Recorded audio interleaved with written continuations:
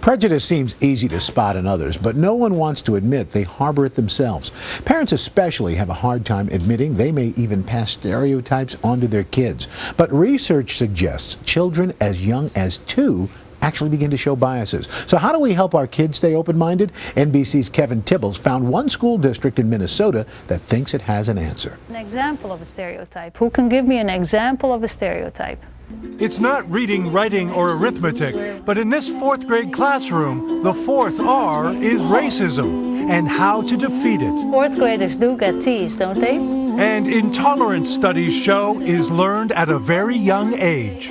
Children learn things not just from their parents, but from the media, from society, from other students, their neighborhoods, everywhere. And that's where these Minnesota schools are stepping in.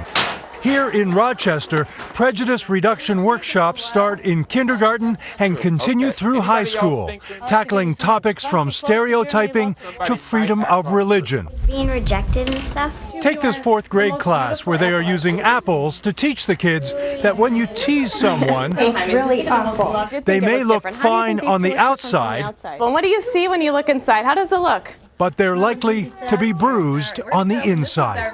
Oh my gosh, look at that. And the workshops encourage students to open up about their own experiences. I've been teased about my skin color.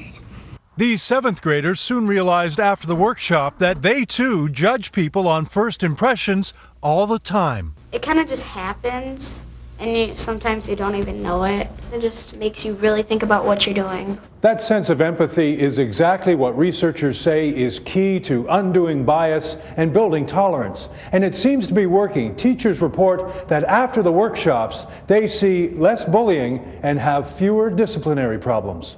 And the lesson kids learn here doesn't just resonate at this school and in this community, but will prepare them to compete in the global community as well.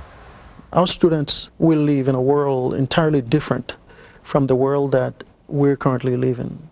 With such high stakes, researchers are trying to measure the results. The Minnesota workshops are now being studied at Columbia University as part of a national effort to promote bias education. Meanwhile, the proof is in the students. We're more open-minded than the generations before us were. Still, to avoid any bruised apples in the future, programs like these need to have their message reinforced by parents at home. For today, Kevin Tibble's NBC News, Chicago.